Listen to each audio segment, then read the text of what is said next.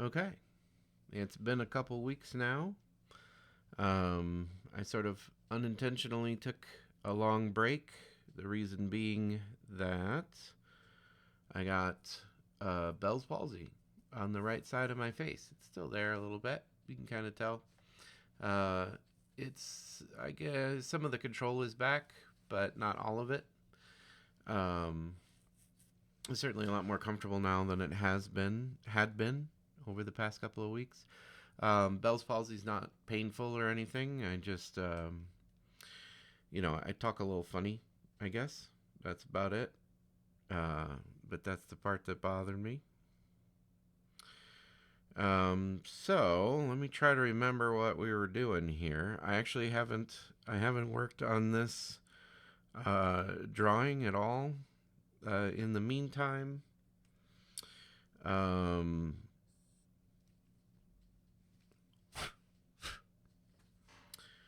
I haven't really done a lot of anything, to be honest.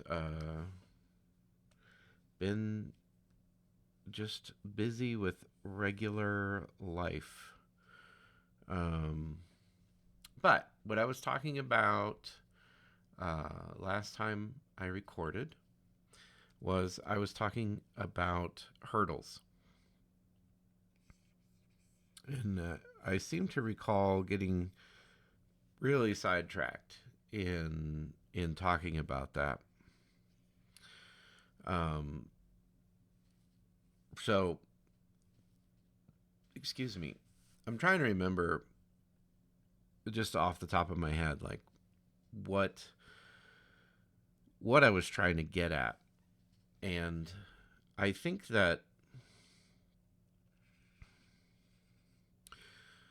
the question I'm trying to get at, the thing that has to be answered, is if you have a thing, if you have a product or an idea, um, something that is in here or in your heart that you want to put out, put out there for people, particularly for artists, because artwork is, in my opinion, something that is essentially always a shared thing. It's very intimately tied to sharing it to other people. That is, I think, part of the definition of expressing yourself is you have to express yourself to someone. Like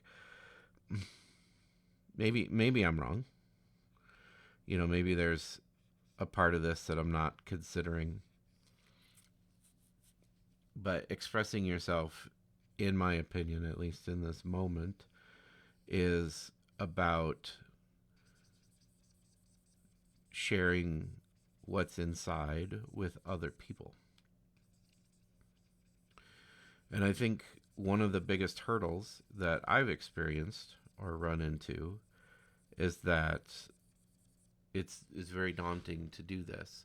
The moment you share your idea, your thought, your passion with somebody else, um, you inherently open yourself up to their opinion of that. Whether they like it, whether they dislike it, whether they think it's good or bad, whether they think it's reasonable or silly. Um,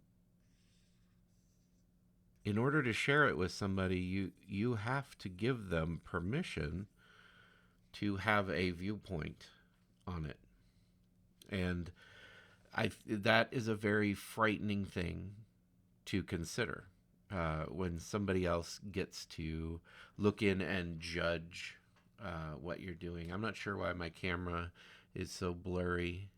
Um, Maybe I'll fiddle with it for a second, see what I can do.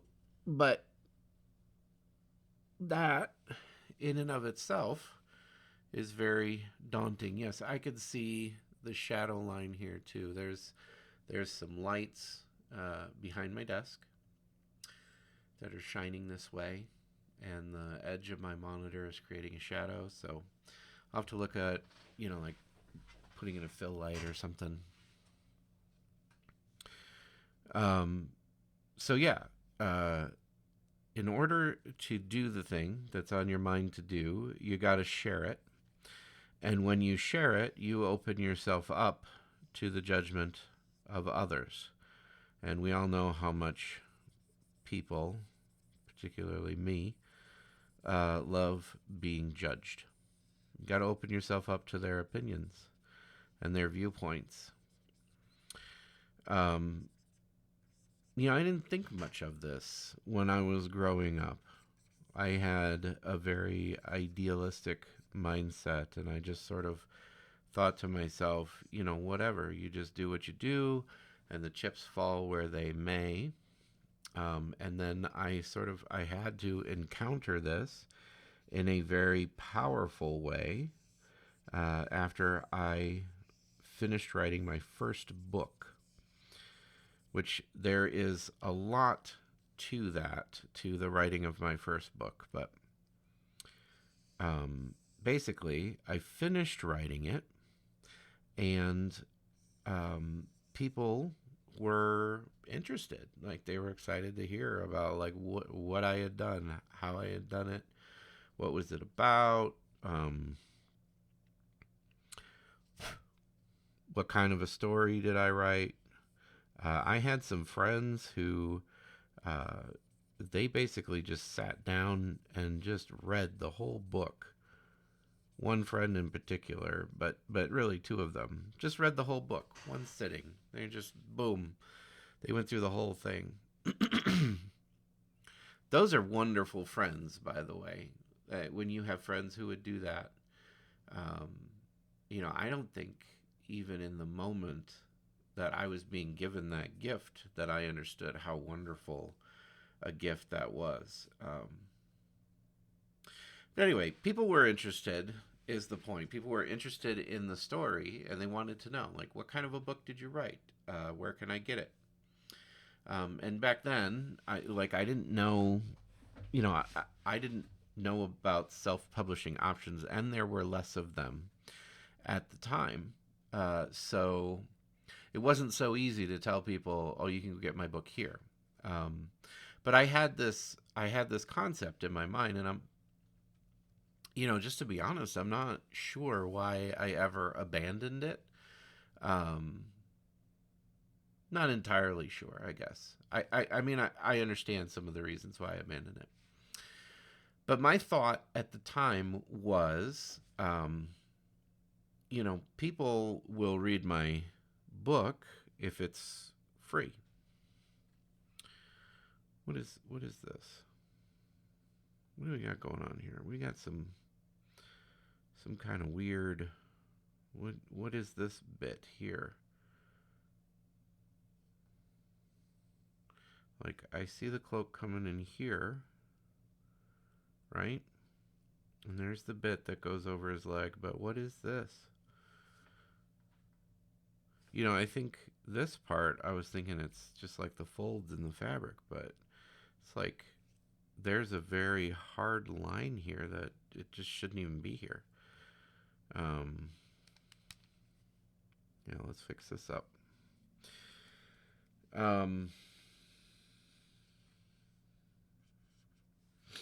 But people wanted to know, right? And that's a good thing.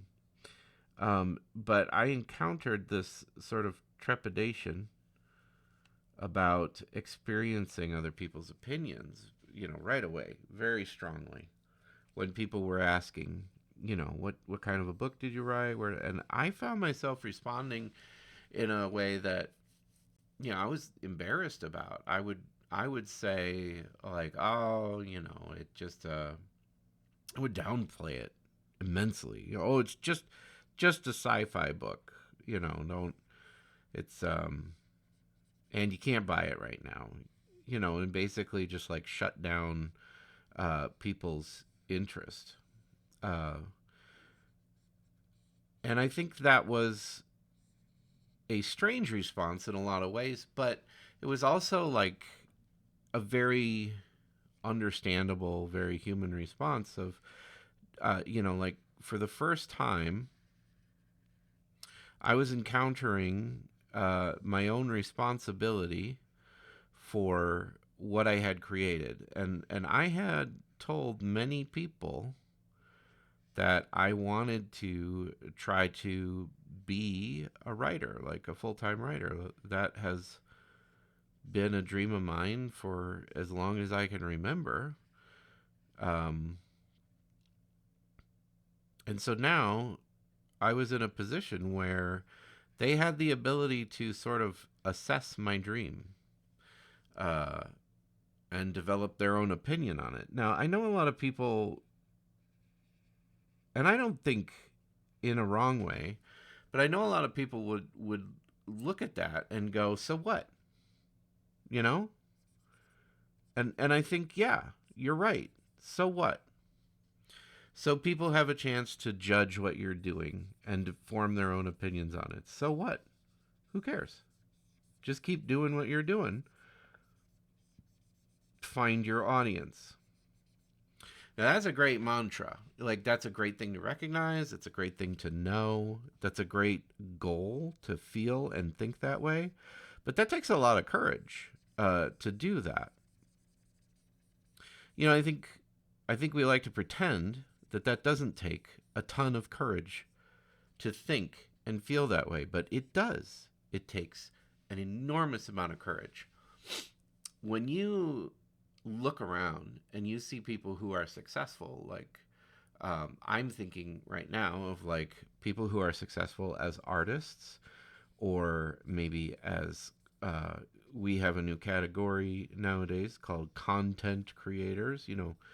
People who do streaming or I don't know, make TikTok videos or whatever. When you look around at these people and you see the ones who are incredibly famous and well known, like they're household names in a lot of cases. There's hundreds of thousands of people who are aware of these people, who like these people, who follow them, who are interested in what they have to say. Okay, when you think about these people, it's easy to think about them in terms of their success. Like of course this person is good at streaming. They have hundreds of thousands of people who are waiting on their every word, right? Of course they're good. But I think that's a silly perspective, right? Like, they didn't start there. Nobody starts there. Nobody starts with a huge following of people. Nobody starts in a place where they are desired or recognized for what they're doing. Um, the people who are well known now, they had to build that. Now, I'm not discounting luck. Luck is a huge part of it. I think there's probably a ton of streamers out there who would be amazing, who would have been incredible household names and would have done a great job with it, but they just never got lucky. They never got noticed. They never got seen through no fault of their own, probably. Um, and after months or weeks or maybe years of discouragement, of failing to garner the kind of audience and profit that they were after, they gave up. They eventually gave up. Now, I have no judgment for people who give up, because I am a person who gave up. I think I talked about this. This is weird over here. I don't like this, because his leg is supposed to be round, right? Like, I don't mind a little bit of wrinkliness here, but if his leg is round, you wouldn't see that. Like, there wouldn't be light over here. So now I think what we have to do is just fill this. I think that's something we were doing last time, is we were deciding to use the fill tool. So let's do that. Nope, that's the eraser tool. In any case, I'm a person who gave up. So for anybody who gave up, I know there's a million voices out there that are going to tell you, oh, you fool. You should have just pressed forward. You should have just kept going. That's not always an option. And I think people should be more willing to recognize that fact. Like, it's not always okay to just keep going with your dream. It's not. It just isn't. Like, for me, I was more than happy to keep following my dream, but my son was born, and continuing to follow my dream at the expense of all else would have meant asking his mother, who had just given birth to a baby, to continue to support me instead of me supporting her. Now, everybody's entitled. Okay? You can have whatever opinion about that you want. It's fine. I'm not telling you you're wrong. I'm saying that for me, that's wrong. That was wrong. It was wrong to even consider that. It was never a consideration for me that I would just continue not making money writing and leave her in a position where she had just given birth. She needed to find a job. She needed to figure out how to support us. That's nonsense.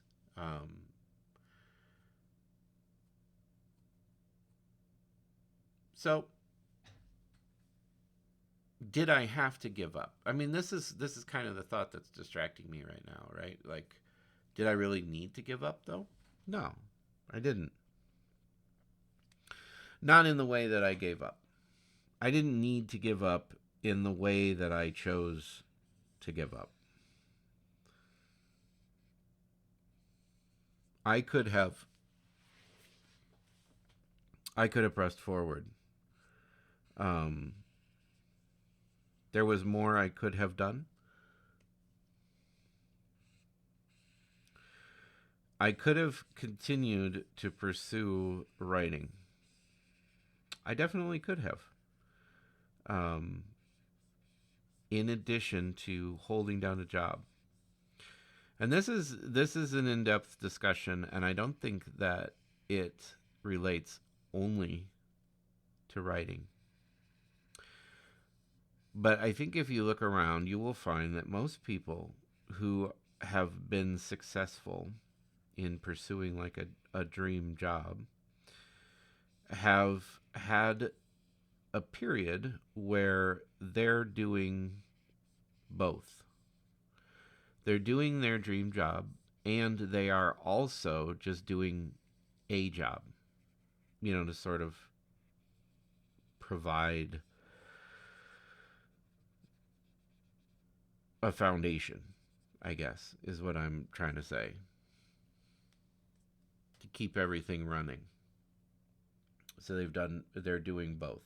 And that's very common. It's not everybody, okay? Not everybody's doing that or has done that. But it's a pretty common thing. Okay. Now, as I'm looking at this, I'm thinking it's too much. Like, I'm thinking there's light coming like this, right? So it wouldn't be so much, I think. So I think I'm going to kind of go at it. I'm going to start to take this apart a little bit. And anyway, so I had an opportunity to do just that, to, work a job and provide fuel to continue pursuing, sort of my dream of being a full-time writer. I did not do that.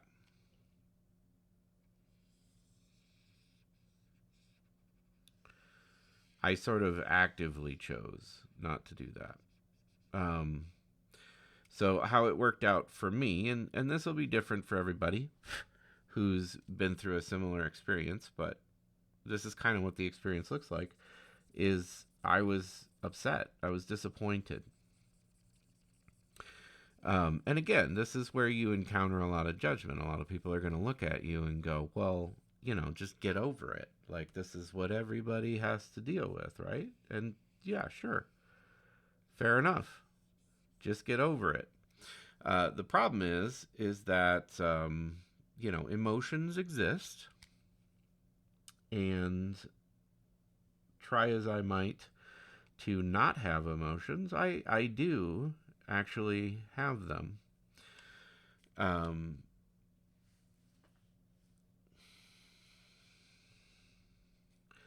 so I like this and I don't like it. I think, we smooth this out a bit is maybe the way to make it better. I'm not 100% sure.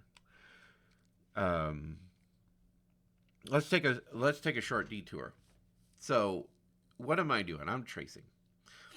Essentially, I'm using the cues of the AI generated artwork, and I talked about this.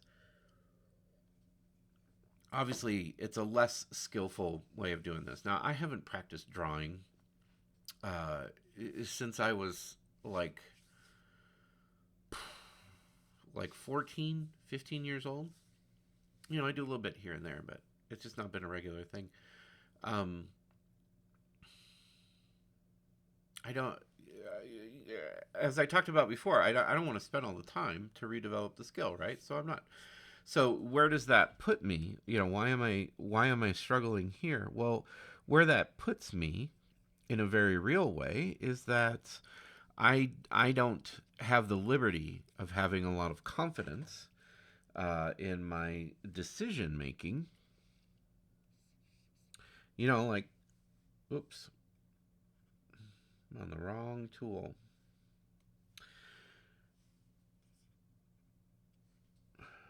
As I'm putting this together, I don't necessarily just inherently know what's going to make this look great and what's going to make it look bad. I want it to look great. That's my end goal. So I tend to get, and I think a lot of people who are in this position, I tend to get trapped by the details of the drawing I'm copying, right? Like, this drawing has some details, like these shadows here that were, they were kind of part of the original AI render that I altered. But now I'm, sort of still getting trapped into those details in a way, because I don't have the confidence of saying, yeah, I could just draw this. I'm just kind of working off of this thing. I think the way that I'm going to handle this, though, is I'm just going to put this one away. It's in a pretty good spot. Um, there's a few big things that need to be dealt with. Number one, his hand is not done. Number two, the shadows are weird and missing. And number three, I didn't really shade his face at all. But I think for now, it's good enough. So I'm going to go ahead and close it out. And we will get into the next one. Another one, because there's 4 left in the White Council series. So let's move on to Bursch. All right. So hurdles. Blah blah blah. People give up. I gave up. And I gave up because I was frustrated and angry at the situation. I think it's reasonable, actually, for anybody to get frustrated and angry with the situation. I had invested a lot of time and effort and work and care and concern into writing. And same for any content creator. I think reasonably we know, right, that some content creators are lazy and they really didn't do much. They just, they were looking for a get rich quick scheme or something. Of course, there's people like that. But I think, of course, by the same token, of course, there are people who invest their heart and soul into making this work, and it doesn't work.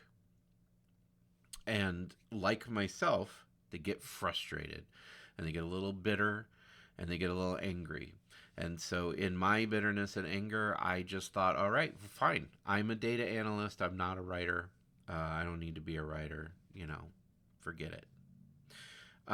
And I stuck with that line of thinking for 10 years. And I probably would have continued to stick with that line of thinking for the rest of my life.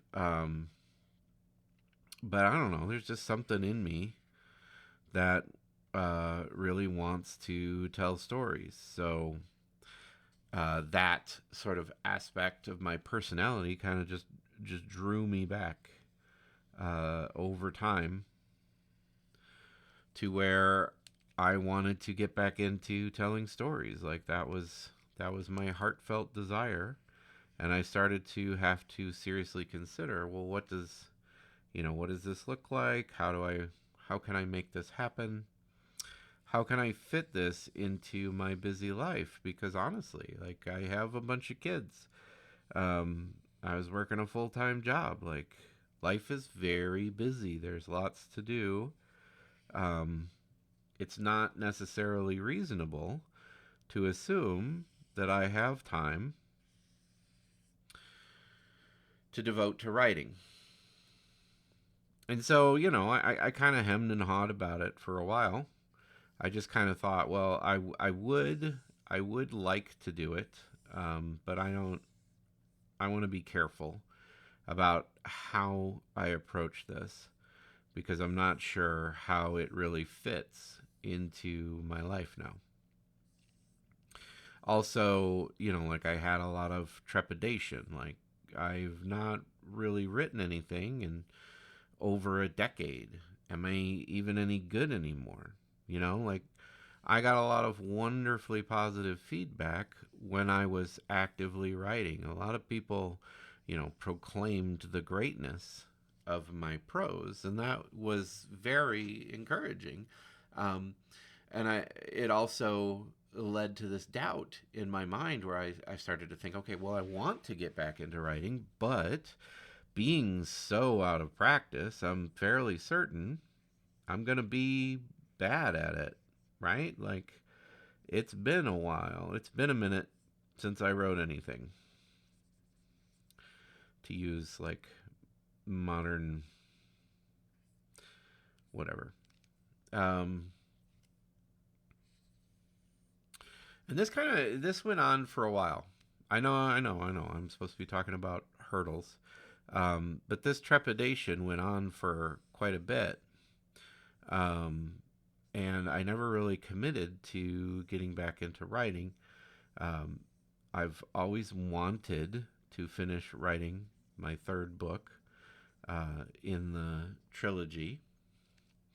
I've always wanted to explore some of the other books that I had planned. Like this guy's got these like droopy eyes. I love that. Not a thing I would normally draw. Anyway, there is like this little gnat flying around, and I hate bugs. And this thing is he just wants to be in my mouth. That's where this little gnat wants to live. So every time I take a breath, he comes buzzing in. It's really obnoxious. Anyway, so I was taking my time, and I was not really getting back into writing. I was, still doing my work. Um,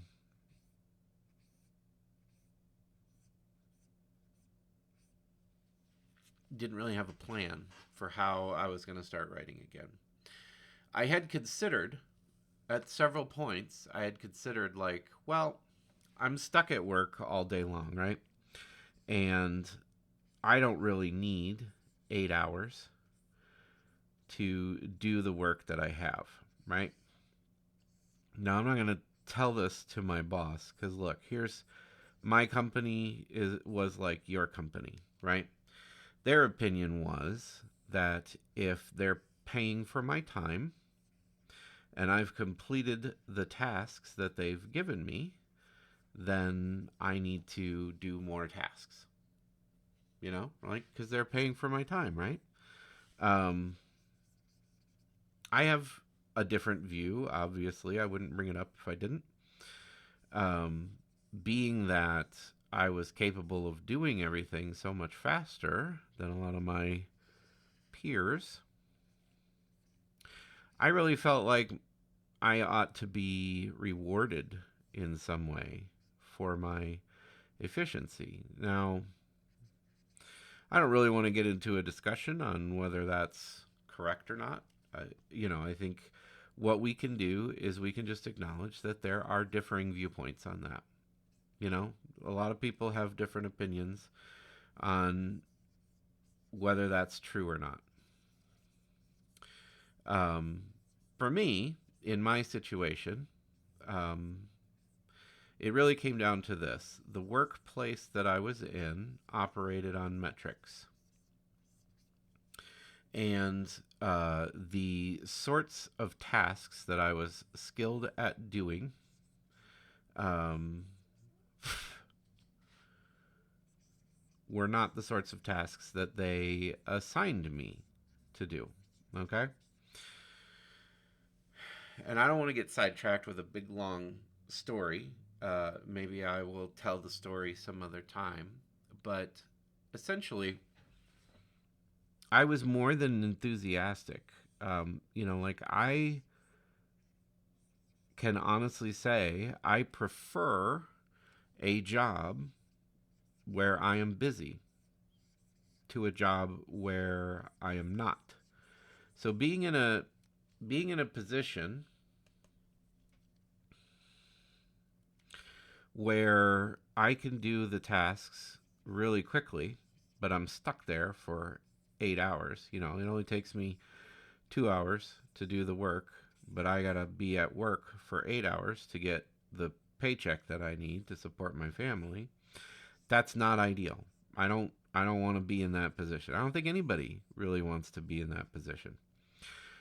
So for over 10 years with the company, what I did was I preoccupied myself with improving the work. Like I would do the work as assigned, and then I would find ways to make it more interesting or more fun or more efficient to do the work in the future. And I got a lot of joy out of doing that. It really made me like my job a lot. And what ended up happening was I got moved into a department that basically they don't want that. They're not interested in improving or changing anything. They don't want to hear anybody's opinions about how things can be changed, and they don't want to experiment with anything.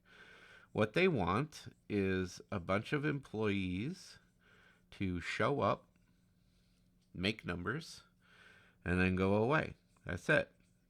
It's a very entry level kind of mindset, right?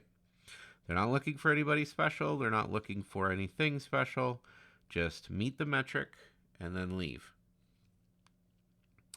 And I will just say, through no fault of my own, is my viewpoint. I got moved into this department. I really didn't want to be there, but it just sometimes in the corporate structure, You just don't have a choice. You just get shuffled around. I'm not a decision maker. I never was. I'm a CEO. I don't determine how the business is going to run. I never wanted to. I've never had an interest in doing that part, right? So it was never my job to make those decisions, and it certainly wasn't my job to make the decision when it was made for me. And I got moved into a department where it was, put your head down, make numbers, don't make waves, don't make suggestions, don't do anything, just make numbers. So when I started, I was like, okay, well, this is super boring. I've got all my work done. Like I've met my metric, got my work done. I would like to see if I can improve this. Not for everybody else. Like I understand.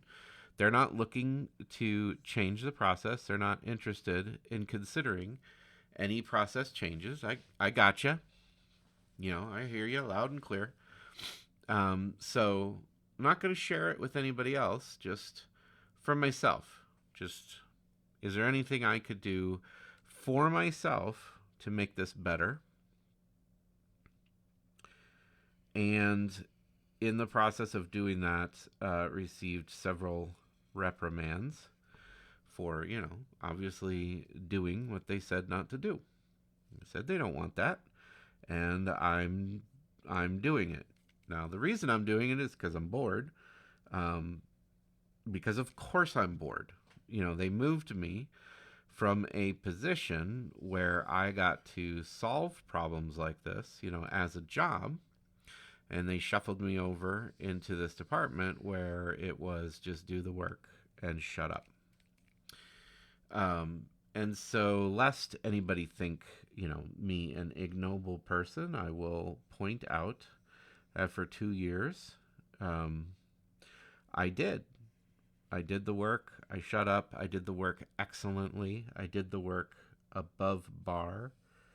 I got noticed and I got moved onto a project team, and that was very interesting. And I got to do that for a little over a year, these special projects, and that certainly helped. It helped make the job better and more interesting, and I appreciated it.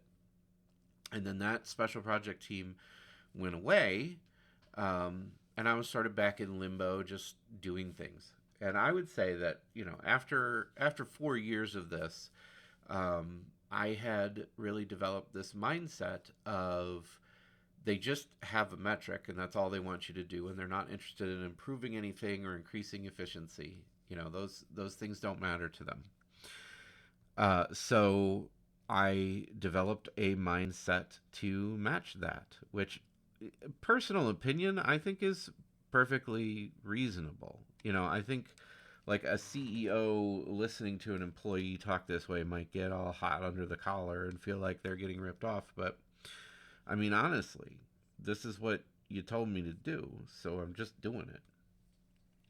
I don't know how there's a different way to see it. Um, so anyway, I developed the mindset of just tell me what the metric is. That was my mindset. I just want to know the metric so I can make sure that I come in and I meet that metric every day. And they were like, well, you can't come in and just work for 2 hours, right? So we're gonna be monitoring you throughout the day to see what you're doing, make sure you're busy. They have the ability to do that. I don't care, fine, monitor me, do what you got to do. My thought was very simple. Um, just tell me the metric. I will divide that metric up over the hours of the day, and I will make sure that at all points throughout the day it looks like I'm working.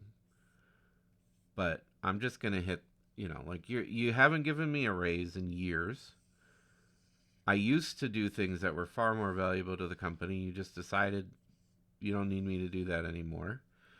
Um, So, you're just paying me this basic wage to do this basic work. So that's what I'll do. I will do the basic work.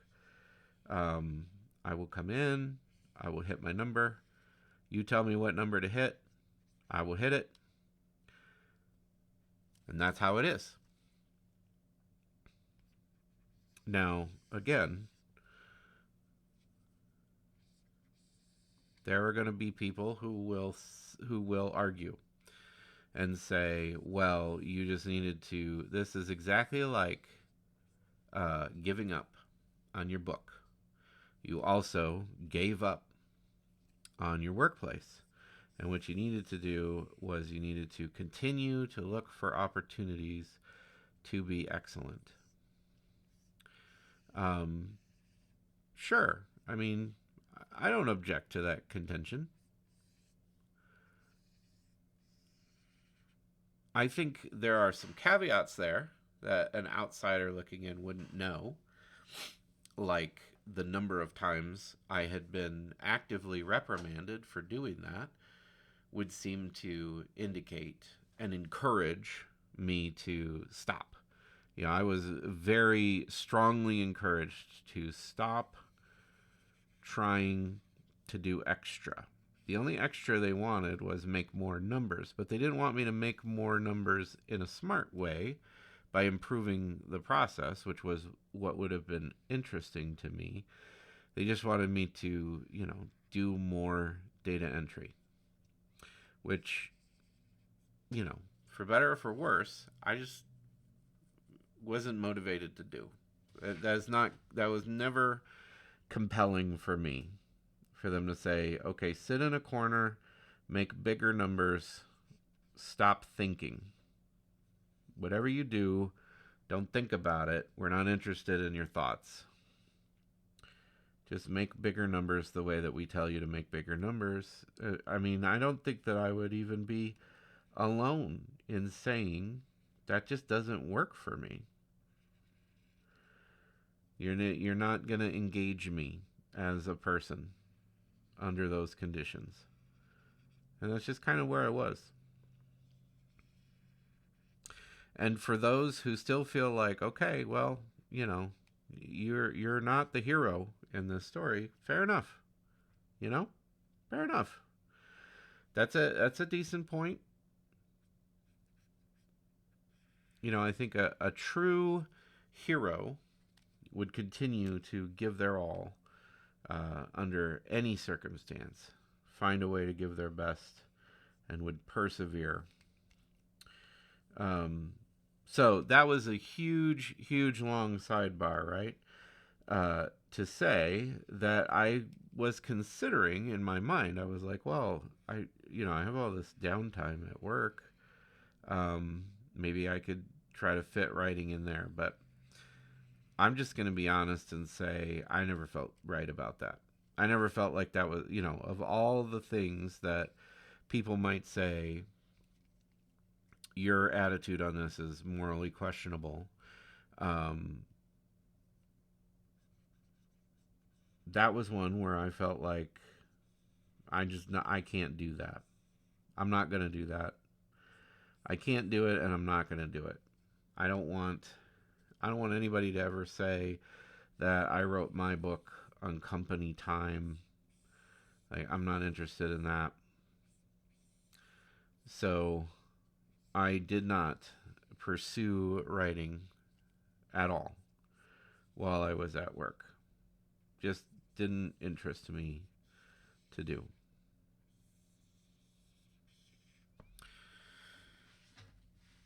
And I didn't have any other opportunities where I was pursuing doing it either. And aside from just a sort of vague, I want to tackle my third book idea, I didn't necessarily know what I should be writing. I was actually throwing out some ideas for completely different books, other than the series I had started and not finished, as potential projects that I would work on to get myself back into writing. And a lot of that motivation was because it kind of felt like, well, if I'm not going to be very good at writing, you know, maybe start with something I don't care about, which is super comical if you know the details about, which I'm not going to get into right at the moment, but it's just a silly thought. Um, and then my workplace decided, hey, we need to lay off a certain percentage. So they got rid of me, which is, like, again, this is an easy judgment, right? Well, you literally just said, you went into work and said, what is the metric so that I can meet it and do nothing else? Of course they're going to get rid of you. They're going to keep people who are trying harder. Yeah, for sure. My counterpoint would be the people who were trying harder today will soon stop trying harder, and they have lost somebody with proven track record of helping their company and a solid skill set to match. But yeah, for sure. Like, I wasn't angry at them for picking me. In fact, I was more relieved than anything. Because to me, it felt like, oh, finally, I'm done with this job. I don't like this job. I haven't been able to care about this job in a long time. I'm so grateful that it is finally over. That was my first response. So when they called me into the meeting, because they were going through and calling a bunch of people into this, what I would presume is a fairly awkward meeting where they're like, hey, you're unemployed now. Bye. They had HR, they had everything lined up, ready for the big outbursts and the fights and, all of that stuff, which I'm sure they had to deal with their fair share of that day. But for me, I didn't feel that way at all. When they told me, hey, we eliminated your job, you have X number of days left to work here, and then, goodbye forever, we don't care about you. I kind of felt like, finally, I'm so glad I didn't have to quit. You guys are getting rid of me. I love it. Now, would I have quit? No, I wouldn't have. I was really comfortable with the job. It provided an income. I didn't have to think about it at all. And I had to do very minimal work.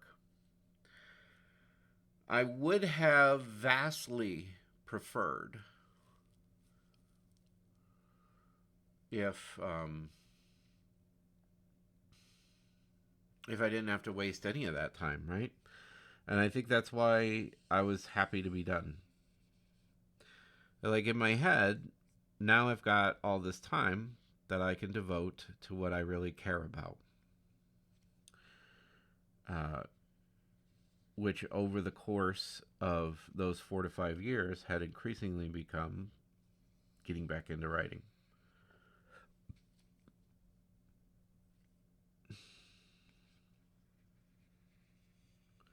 Have I actually talked about hurdles at all? No, not really.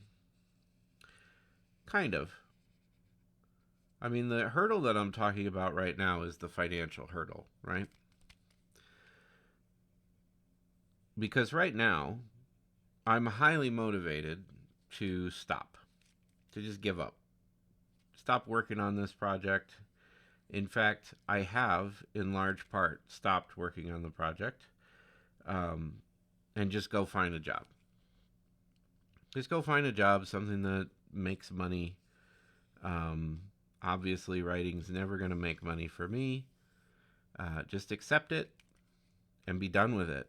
Stop trying. like, stop trying to make fetch happen.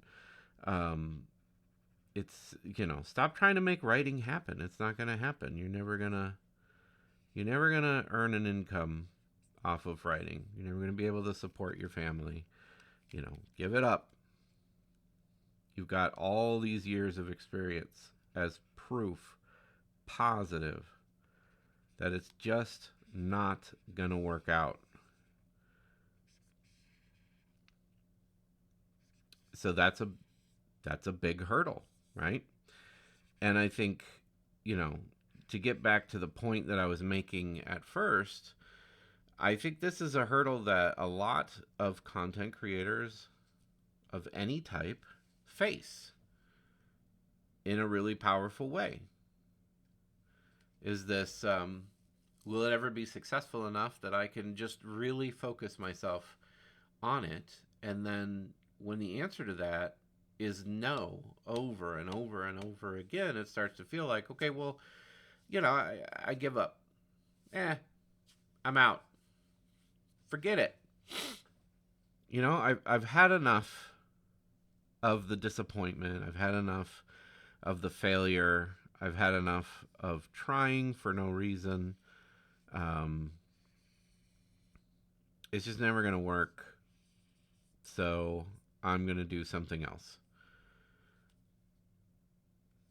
And I think that is a very reasonable reaction to the reality of trying to do something like this. Trying to do something like this is difficult and not necessarily rewarding. And that's just how it is for everybody who ever tries. And the difference between the people who succeed and the people who give up is really just that the people who succeed, they just keep trying. Even when it's disappointing and the answer is no, and it fails. And they have to do other things to keep moving forward. The people who succeed, by and large, I'm not saying in every instance, but in most instances, the people who actually succeed, who actually get there, are the people who just keep going. When everybody tells them they're an idiot and it's never going to work out, which, let me just be fair and clear about this. Nobody in my life has actually said those words to me. Nobody has actually said, "You are an idiot. Stop it." Nobody.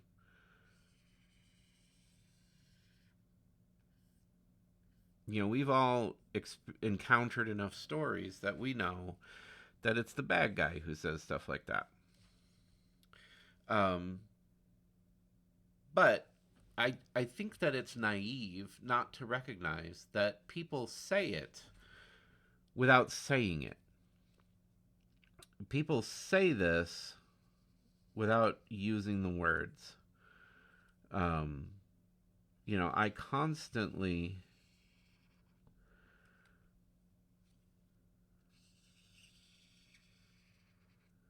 receive advice to the tune of, nobody supports their family by writing. Except for 2 or 3 super famous people. Nobody else does it. And all of the greatest writers that you can think of didn't do it. They did it as a side hobby. They did it because they loved it, and it was something that they wanted to do, but they had jobs. They had other professions. And I constantly receive this counsel, which is not bad counsel. It's very encouraging. Hey, you know what? If you don't make a bunch of money off of writing, it's fine. It's fine. You're in good company. Lots of people don't make money off of writing. It's fine. You don't need to feel bad about that. It doesn't make you a failure. And that's really what they're talking about. They are talking about how do you define success for yourself? Which is definitely another topic of conversation. Like, that's another thing that I struggle with and have wrestled with, and that I think anybody trying to do something like this will struggle with and will wrestle with. How do you define success in what you're doing? And I think for a lot of us, we define success in like a really bad way. We do. You know, if my definition of success is that I can support my family writing, I think it's fair to say that's a bad definition of success. There are plenty of writers that I would consider successful, enormously successful, who could never have supported a family off of their writing. That was never even an option. So it's silly to make that the standard for myself. And that is something for me to think about and to ponder. I